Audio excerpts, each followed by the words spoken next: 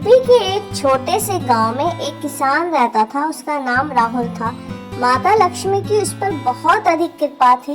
बस दिक्कत एक ही थी कि वो आलसी बहुत ज्यादा था।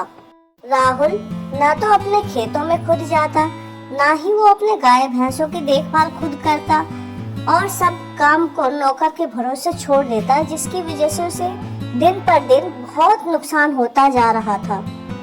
धीरे धीरे उसके ऊपर से माँ लक्ष्मी की कृपा खत्म होती जा रही थी और वह गरीब होता जा रहा था।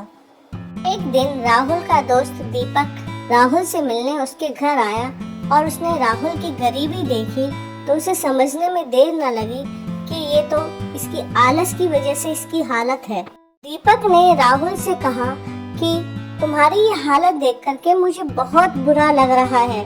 राहुल बोला, भाई मेरे तो कुछ भी समझ में नहीं आ रहा, तू ही कोई उपाय बता दे ताकि मेरी गरीबी दूर हो जाए। दीपक ने कहा, भाई उपाय तो है, पर क्या तू इसको कर पाएगा? राहुल बोला, हाँ भाई मैं कर लूंगा, तू बता तो दे, पक्का करूंगा। दीपक ने कहा, भाई मानसरोवर पर रहने वाला एक सफेद रंग का हंस है जो सुबह सुबह धरती पर आता है पर फिर वापस लौट जाता है। जो भी उस हंस के दर्शन कर लेता है ना, वो अमीर हो जाता है। राहुल ने मन में सोचा, चाहे कुछ भी हो जाए मैं इस हंस के दर्शन तो जरूर करूंगा। अगले दिन राहुल सुबह 4 बजे से पहले ही उठ गया और उस सफेद हंस को खोजने के लिए अपने खलिहानों की तरफ चल पड़ा। चलते चलते जब वह वहां पहुंचा तो उसने देखा कि कोई व्यक्ति उसके खेतों में गेहूं काट रहा है।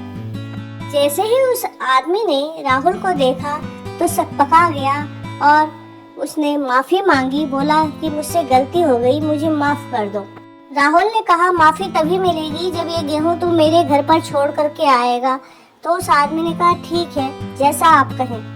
फिर राहुल वहां से अपने गौशाले की ओर गया जहां उसके गाय का रखवाला दूध निकाल करके अपनी पत्नी को लोटे में दूध दे रहा था और बोल रहा था, इसे घर ले जाओ।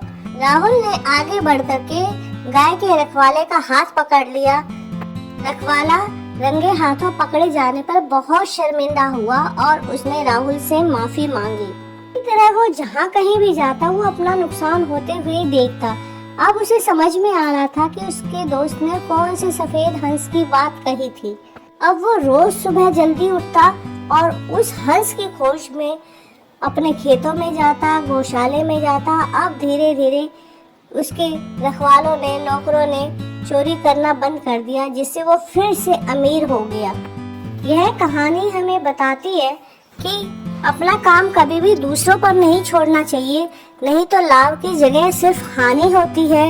और अपने काम के प्रति अपनी जिम्मेदारी बहुत जरूरी है, जो कि कोई दूसरा नहीं निभा सकता।